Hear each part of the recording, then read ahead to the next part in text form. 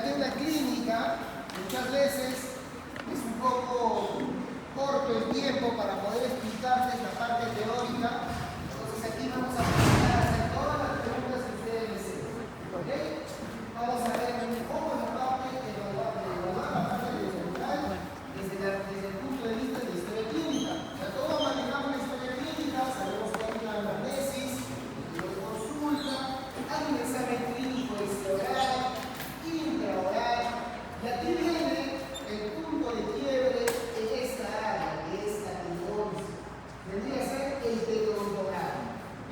Este teleontograma como instrumento nos va a permitir direccionarnos hacia un correcto diagnóstico periodontal.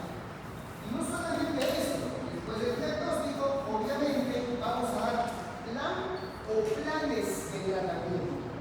Y esto quede muy claro en cada uno de ustedes. Cada paciente puede tener un plan, puede tener dos planes o tres. Va a ser muy importante aquello que también el paciente acepte y que ustedes puedan motivar al paciente a poder realizarse. ¿Ok? Ya, la última.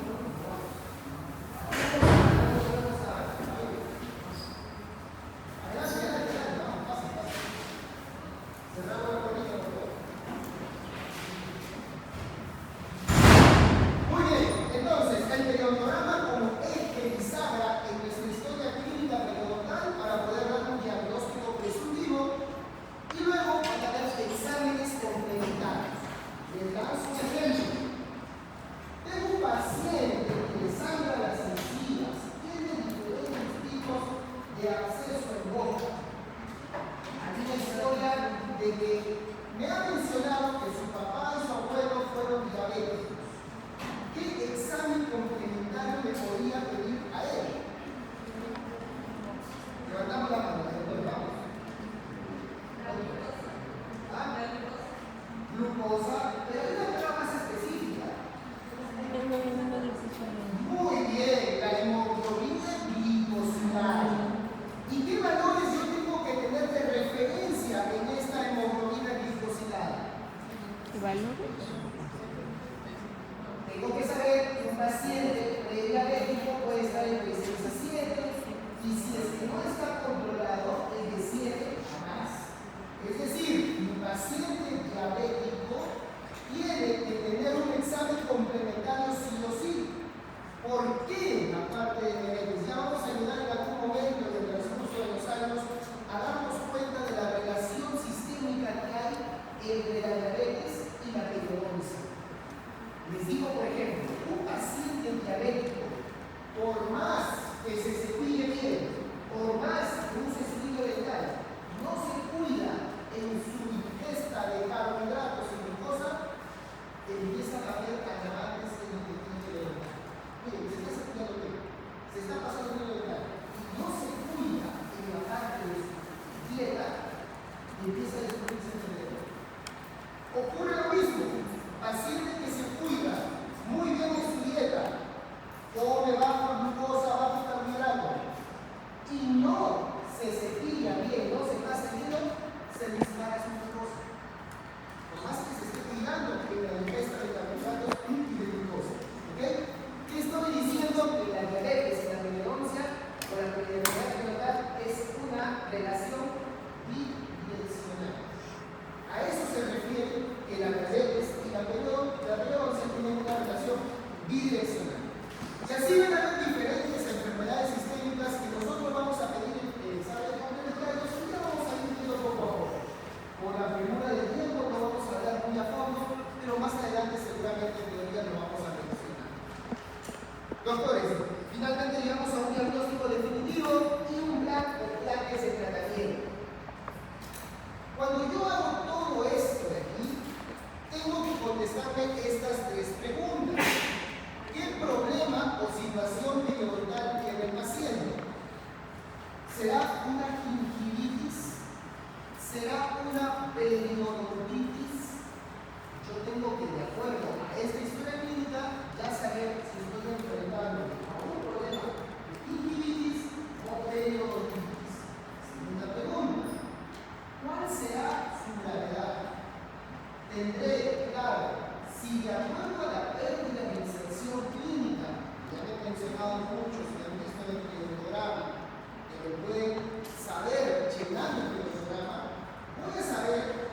la enfermedad periodontal es leve, moderada o severa. Cabe recalcar que actualmente en la nueva clasificación ya no se habla de leve, moderada o severa.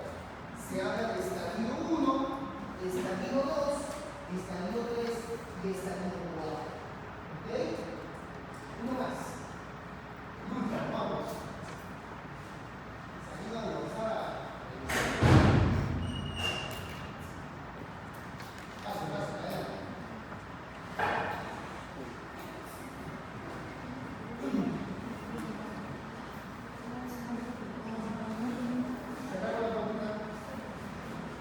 Bien, y la tercera pregunta que te voy a lo mismo contestar después de haber llenado toda esta historia clínica es: ¿la enfermedad o proceso es localizado o generalizado? Tengo que saber identificar si hay una cantidad de piezas afectadas va a ser localizado o generalizado. Muy bien. Hasta ahí todo claro, todo tranquilo. Tenemos claro que el programa es la pizarra para poder llegar a un diagnóstico adecuado. Estas preguntas que ustedes ven acá las han ido respondiendo las diferentes publicaciones de la enfermedad periodontal, el diagnóstico de la enfermedad periodontal. La última, si la que ustedes van a manejar a través del derecho, es la clasificación del año 2018, que se empezó a trabajar en el 2017, pero fue publicada en el 2018. Antes de esta, es una pregunta de examen, ¿cuál fue o en qué año se publicó la anterior clasificación que sirvió de base para esta clasificación? ¿Fue en qué año? ¿Alguien lo sabe?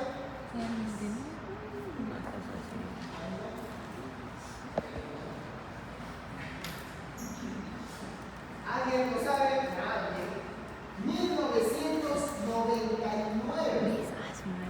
Casi 20 años utilizamos la clasificación de 1999 para luego pasar a esta nueva clasificación del 2018. ¿Okay? Algunos que habrán leído algún artículo, algún casillo de periodoncia, habrán escuchado o habrán visto de repente el término periodontitis crónica o periodontitis agresiva. Son términos utilizados en la clasificación de 1999. Actualmente no se utiliza eso. Se utiliza estadio 1, estadio 2, 3, 4, grado A, B y C, pero vamos a ir viendo en las melodías por favor. ¿Okay?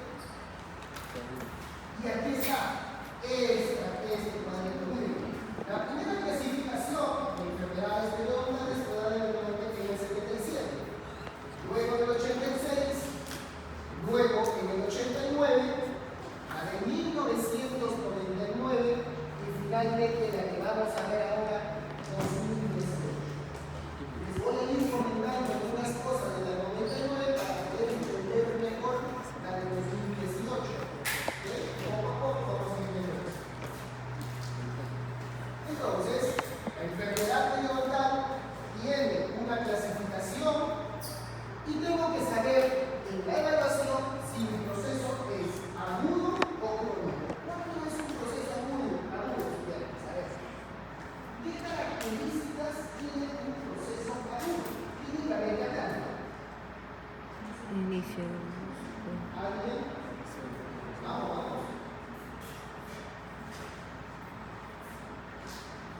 Inflamación, rumor, ardor, supuración, terceras molares incluidas. ¿Han visto pacientes que vienen con terceras molares incluidas con la cara así? Están en un proceso agudo. Están con la cara hinchada. ¿Qué está ocurriendo ahí? Probablemente una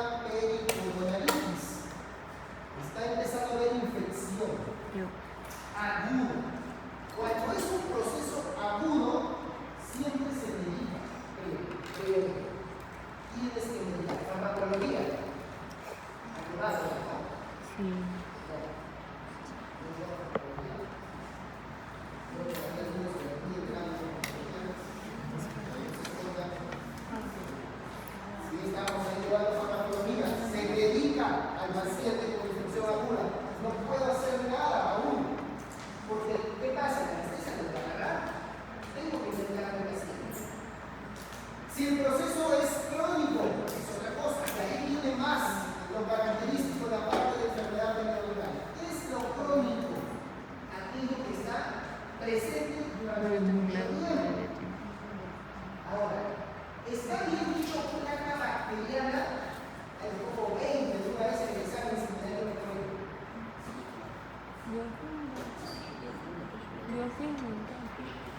Por ahí escuché un susurro de la respuesta. Biofilm. Muy bien, ya no se habla de placa. ¿Por qué ya no? Completa tu respuesta.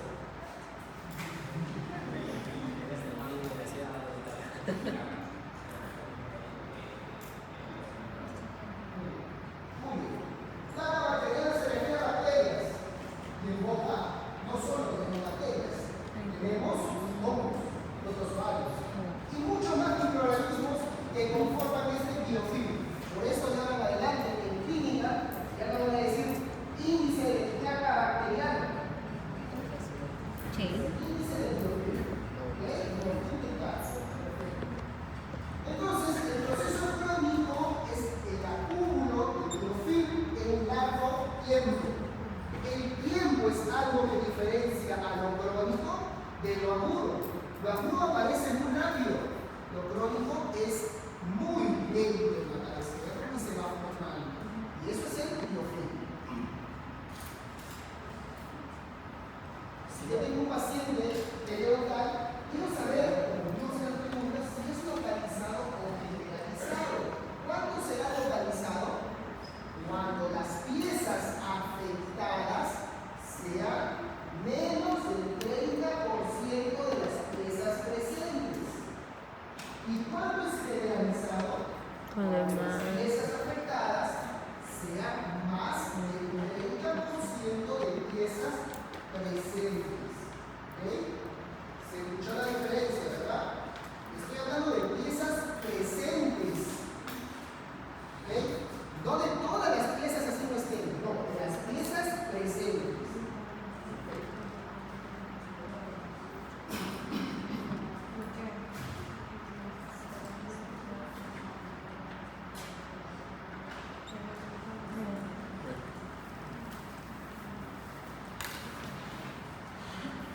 Y finalmente, la severidad que ya les mencioné, tiene que dominar esta parte porque este es el punto clave para llegar al diagnóstico. En el telegrama hay un cuadrito que dice NAT o NIT.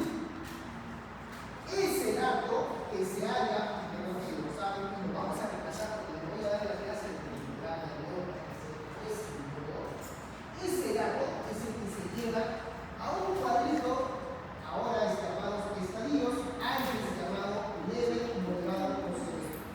¿Okay? Ese dato va a ser el que le va a decir en qué estadio estoy de la enfermedad neuronal. Muy bien, este es el telegrama.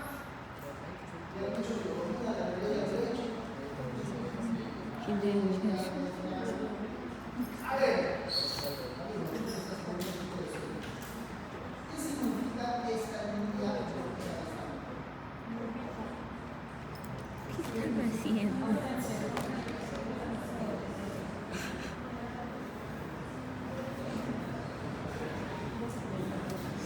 alguien de la ayuda levantando la mano? Margen digital. Estoy refiriendo a esta línea de acá. A esta línea que está acá arriba.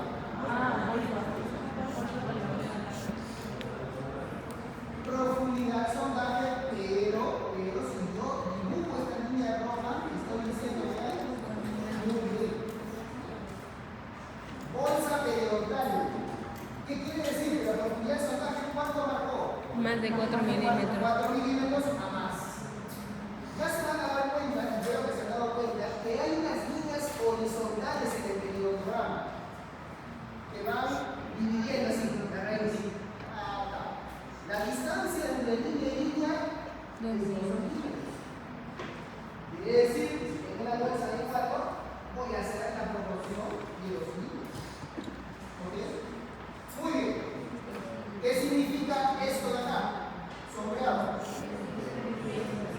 Esa ausente. Y si no estuviera sombreado y solamente estuviera delineado,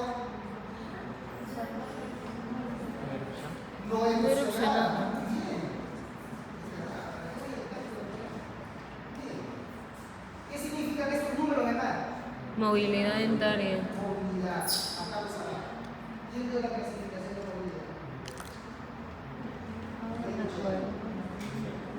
bien. Ay, ¿por qué lo sé y no lo digo? ¿Cuál de ellos es para extracción dental? Conservación. Tercera. Perfecto. En química, eso tiene que ser siempre, cuando hagas tu primera evaluación. Ver si la comunidad es grado 1, 2 o 3. Si eso es, chao. No, que yo soy supervisor, que no voy a cerrar. No. Grado 3, chao. No hay salvación. ¿Cuándo es grado 3? Cuando se mueve hacia los lados y se adelanta. Y cuando lo... Muy bien, eso es grado 3. Perfecto, vamos a avanzar. Muchos la conocen. Siempre deben tener su bolsillo. Según día, les tocan en el consultorio, evoluciona a estar aquí. ¿Sabes? Esta sonda periodontal es la que nos empieza a decir qué es lo que podemos lograr y hacer en el paciente dental. Tiene partes, un mango, el cuello y la punta por parte activa. La variación será en cada una de ellas y vamos a ver diferentes sondas periodontales. Pero vemos primero que existen algunas llamadas de la primera generación, que son las sondas unidimensionales. Y tenemos una de ellas que se llama la sonda de Williams. ¿Cuánto debe pesar una sonda? ¿Alguien se ha preguntado, lo ha visto en Data, lo ha escuchado? ¿Pesar? ¿Medio kilo? Medio kilo. ¿Cuánto debe pesar una sonda? 50 gramos. ¿Alguien lo sabe? ¿No? 20 a 25 gramos. No estaba por ahí. Y la clasificación está que cuando ustedes hagan sondaje, la fuerza ejercida debe ser 20 a 25 gramos fuerza. ¿Qué quiere decir? Lo digital. Cuando hagan sondaje, van a agarrar su sondita y prácticamente la van a dejar caer en el surco gingival. Ese es el dato. A eso deben llegar para una correcta evaluación. Pero no te agarra la sonda y incluso eso. ¿Por qué Sandra? ¿Cómo has hecho?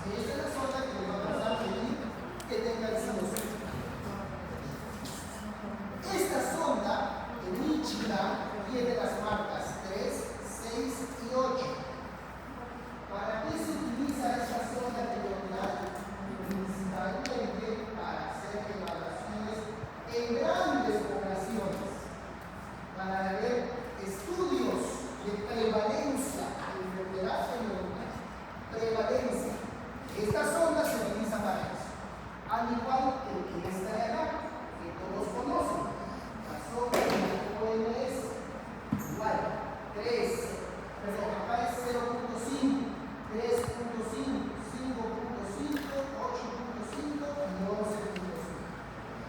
Esta sonda también es utilizada para grandes poblaciones. Tenemos esta otra sonda periodontal, la PSP-12, que tiene las marcas de 3, 6, 9 y 12.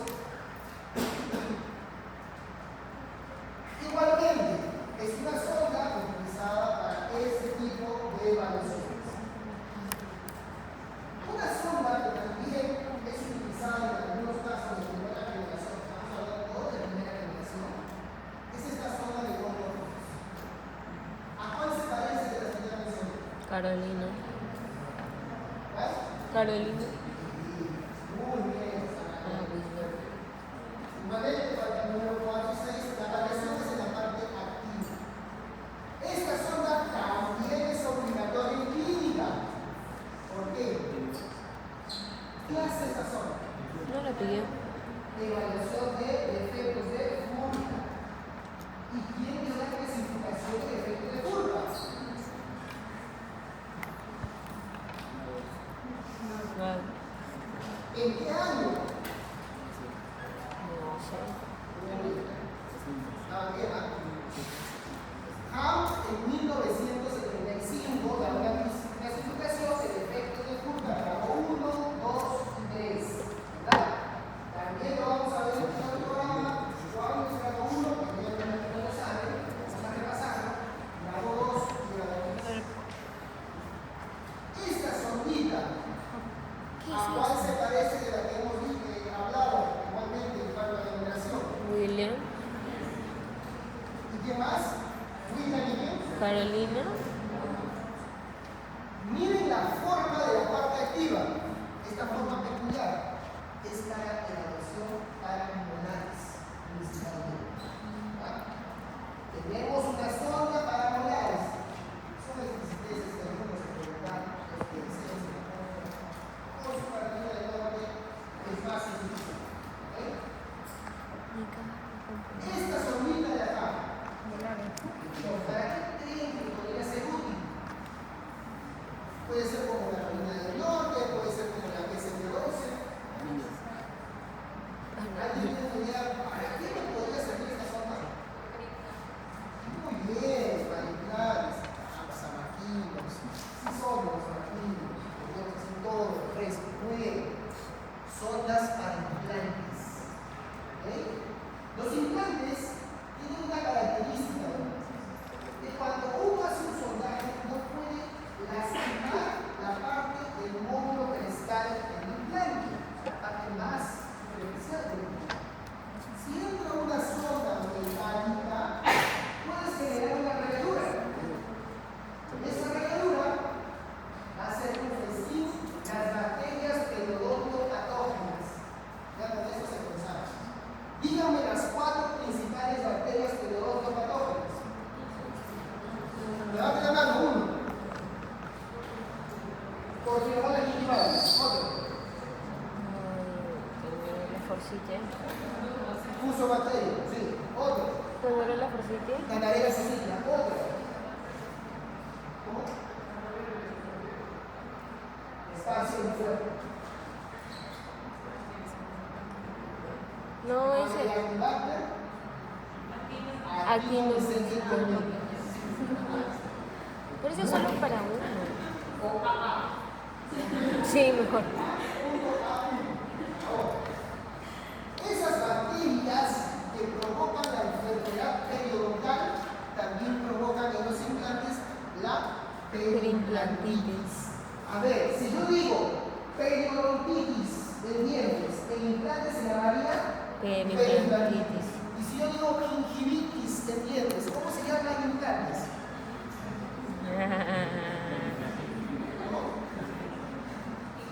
No, igual. Mucositis. Esa es la teoría, pregunta de examen. Implantes, implantitis, entiendes, periodontitis. Implantes, mucositis, entiendes, gingivitis.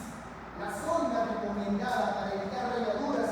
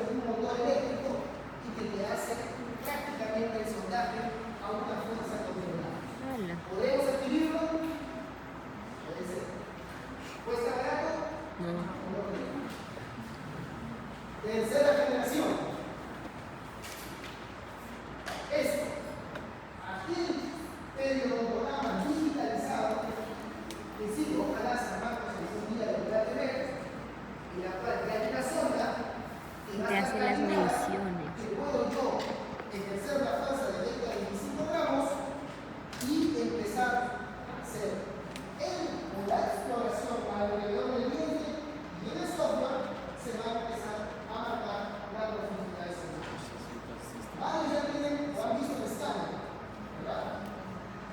¿Han usado escáner? ¿Me han dicho que nunca han usado escáner? Todavía no.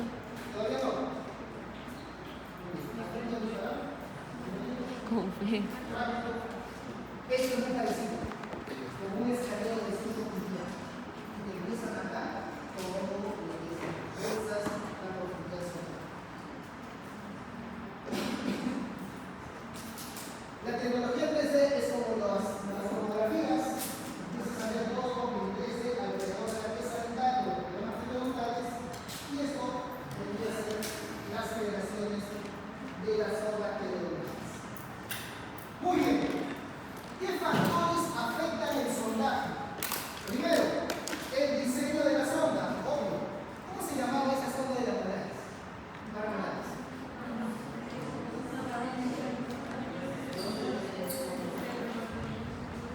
Muy bien, muy bien.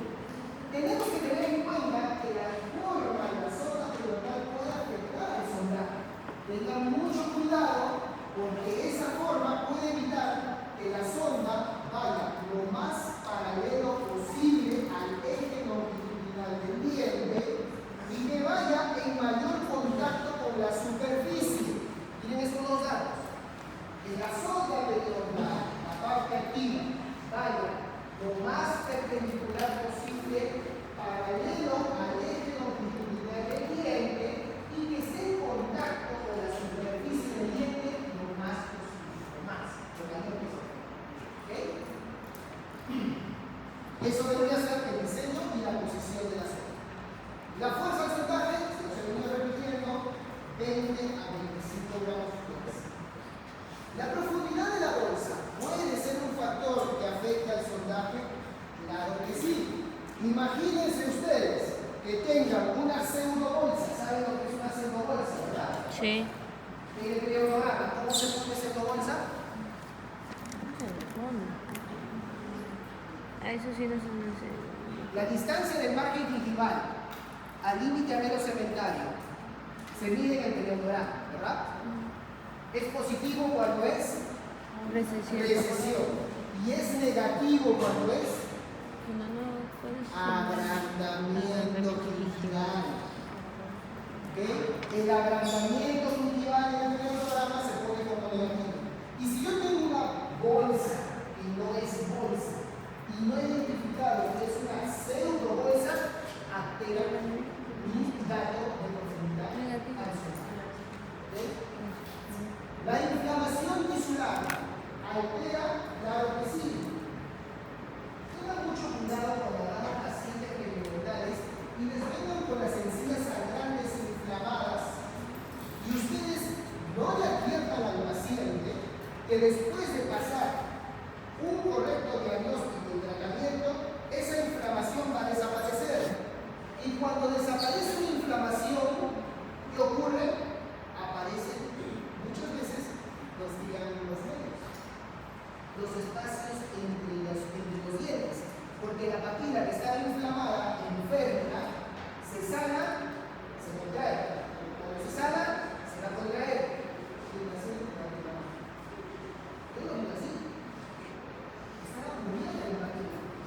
Ahora hay espacios vacíos, hay triángulos negros. Entonces el paciente no va a entender que ahí está sano y que cuando estaba inflamado estaba enfermo. Tengo que explicar eso. ¿Okay? Les digo porque nos ha pasado. ¿Está claro lo que les acabo de comentar? ¿Verdad? Muy bien. Entonces la inflamación tisular también puede afectar. Para poder entrar al periodontograma, tengo que entender esa parte del bajo, microarterial, que no he resumido que la más no poder. Tenemos solamente poco tiempo. Sé que, si como ustedes las básicas, y nos han dicho a diestra y siniestra, hablado de más de encía, el cemento, el ligamento, el hueso anular ortopédico. Estos cuatro son los componentes del periodonto.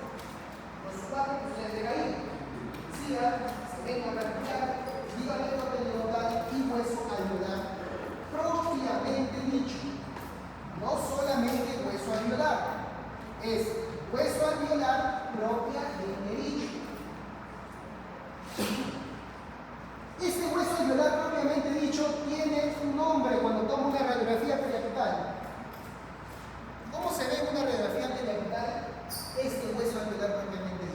¿Cómo lo llaman en la radiografía? Término radiográfico. Dice que todos lo han dicho, pero no se han dado cuenta que es el hueso de la troncal. En la radiografía agarro la piramidal y digo, esta se llama así. Y es el hueso de la troncal. ¿Algo habla de lo otro? No. Mejor ni primo. Cuando llegues a su curso de biología, ustedes van a saber eso. Lámina dura. El término radiográfico del hueso alveolar propiamente dicho es lámina dura. Acá sí los agarran, no me van a decir que no me van a dar. ¿Han llevado anatomía? ¿Han visto un cráneo? Lo han mirado de cerquita, porque levantar la pata, les han dicho que pasa un bien, no pasa. El hueso alveolar propiamente dicho es un término anatómico. Entonces agarra la mandíbula, aquí estaba el diente. ¿Cómo se llama ese huesito que estaba alrededor del diente? Según término anatómico. Alveolo. Alveolo. Alveolo. Las angulares estamos un poquito acostados. Es donde estaba el diente. Alveolo. Alveolo. Alveolo no es un término anatómico del cráneo. Anatómico. Cadáver. Eso. Placa pivosa. Término anatómico del hueso alveolar propiamente dicho. Ya les dije. Término radiográfico. Lámina dura. Término anatómico. Ahora, hay un término histológico. Próximo lunes. De tarea. ¿Cómo se dice el hueso alveolar propiamente dicho? Histológicamente hablando de la histología. Histológicamente. No lo dejen mal. ¿Alguien lo sabe? No adivinen mal. Me gusta. No. Término histológico. Son tres términos que les voy a decir. Que vienen en el examen. Lees preguntas. Ya. Mira, anatómicamente como la Evidencia. dura radiográfica. Macroscópicamente hablando, la podemos dividir en tres partes. Mucosa masticatoria, mucosa especializada y mucosa de revestimiento. ¿Cuál es la mucosa masticatoria?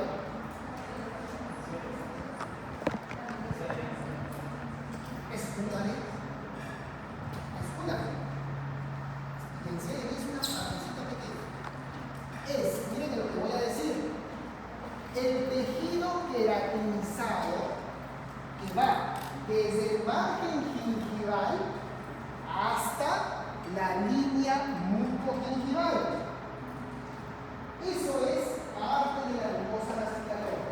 Repito, el tejido queratinizado que va desde el margen gingival hasta la línea mucogingival, tanto superior como inferior.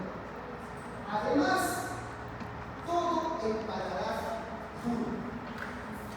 Entonces, la mucosa masticatoria está conformada por el tejido queratinizado que va desde el margen gingival hasta la línea mucogingival y por el tejido que está en el paladar. Mucosa especializada. ¿Dónde tienen que estar en la boca? Dorso de la lengua, perfecto.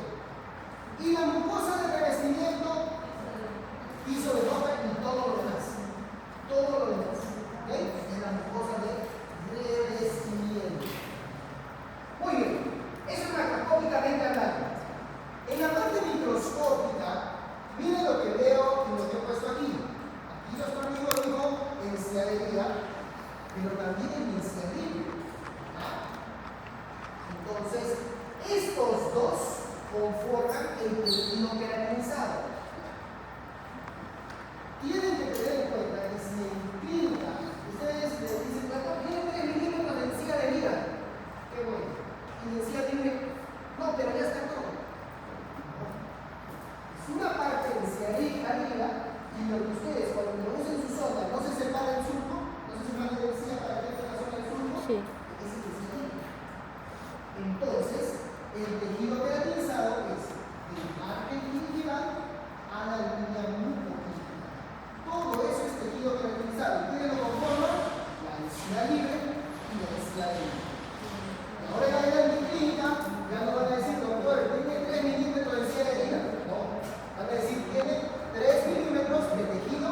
queratinizado. ¿Okay? En la parte de encía libre tenemos una zona que vendría a ser el epitelio bucal, otra el epitelio de surco y finalmente el epitelio de unión. Esta parte del epitelio de unión es muy sensible. Es muy fácil que cuando ingresen bacterias empiece a romper las uniones endosmosomales del epitelio epitelial con la superficie dental y se empieza a poblar de bacterias y formarse lo que vendría a ser la enfermedad periodontal. ¿Qué diferencias en este corte puedo ver principalmente entre el epitelio bucal y el epitelio de surco? Este es el epitelio bucal, como se lo han visto, y el epitelio de surco. No está queratinizado. Muy bien, ¿y cómo se ve en estratos? ¿Qué estrato hay en uno y en otro? No, no hay queratina. Ah, te refieres. Estrato córneo. Ah, no, también está loco. No, Es más fácil romper esta barrera a diferencia del epitelio bucal. Muy bien. Y aquí está lo que está mencionando. Existen estratos en el epitelio. Estrato basal, estrato espinoso, estrato granuloso y el estrato córneo. El epitelio entonces tiene de aquí en 4 estratos. Si yo veo este corte histológico y también lo sé por teoría, lo que está por debajo del epitelio, ¿cómo se llama? Epidermis. Epitelio conectivo. ¿Cuál es la principal diferencia entre el epitelio y conectivo? La vascularización. Vascularización. Cantidad de células, otra diferencia. Vascularización. Vascularización. En el epitelio no hay vasos sanguíneos. Perfecto. ¿Y por qué les digo esto? Porque van a darse cuenta en algunos pacientes que sus encías están pigmentadas. ¿Se han visto algunos pacientes que tienen las encías medias marroncitas, algunos oscuritos? Depende de dónde esté esa célula que provoca esa pigmentación, si está en el epitelio o en el conectivo, se van a dar diferentes colores de las encías. ¿Cómo se llama esa célula que genera esta pigmentación? ¿Cuál? La melanina que se llama. ¿Cómo se llama la célula? Si el melanocito está acá en el epitelio, el color va a ser un color marrón. Claro, no sé que no nos ayuda mucho el fondo de foto.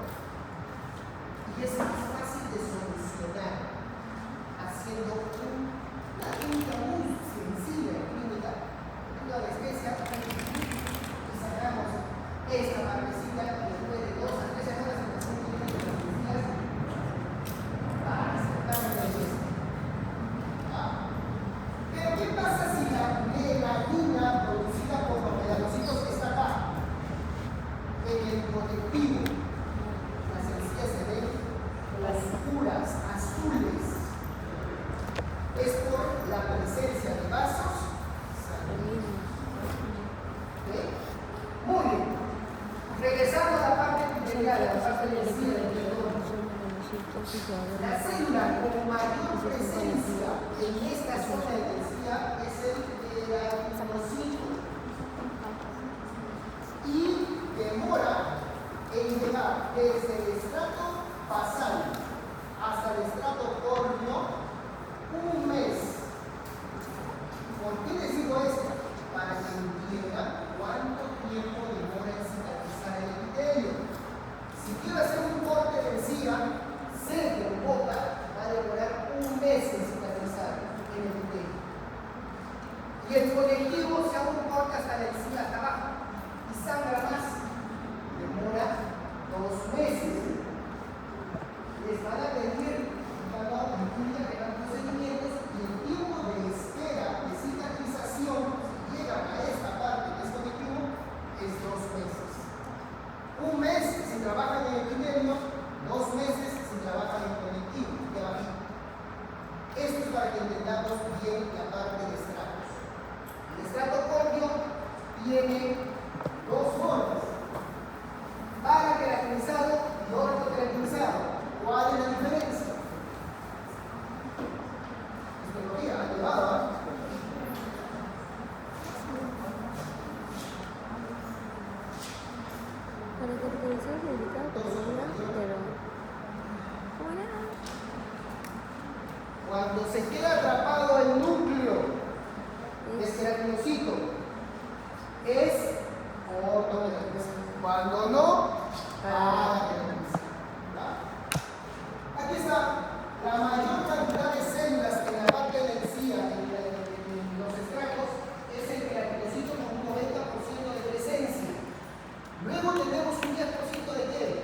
melanocitos que provocan melanina y dan la pigmentación.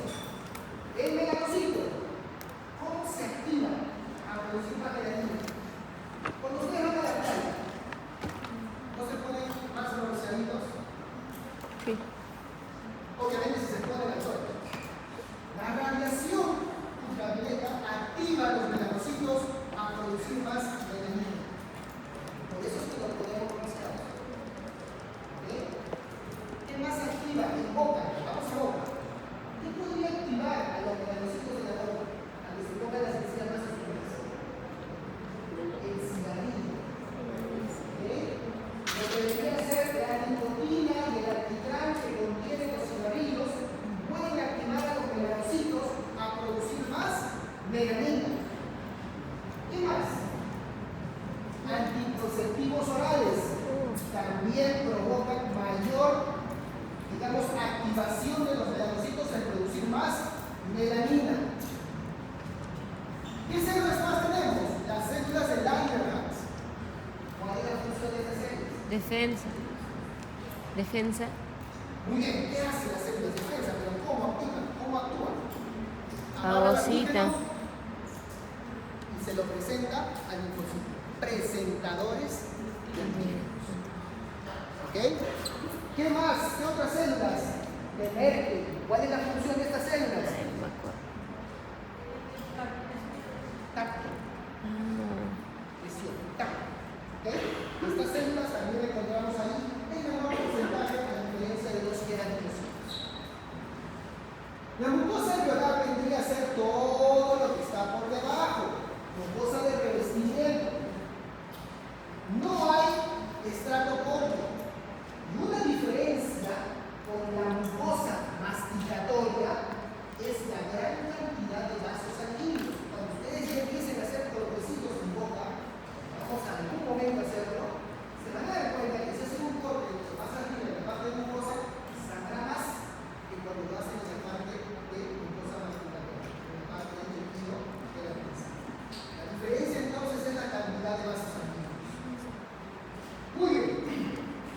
Hemos hablado de todo esto para poder entender dónde va a entrar nuestra zona periodontal. Lo hemos resumido lo más que se ha podido para entender en dónde voy a reconectar esa zona. El grupo intimal, el tipo de células hay, para poder tener el dato más preciso. Actualmente, doctores, existe un término que se llama periodonto reducido. ¿Han escuchado esa palabra, periodonto reducido? Sí. ¿Qué significa?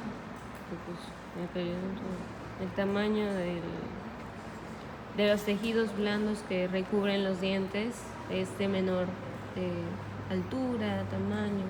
Claro, es de menor altura, perfecto. Algo ha ocurrido, ¿verdad? Algo ha pasado. Quiere decir que determinó enfermedad periodontal que está controlada y que puede expresarse como recesión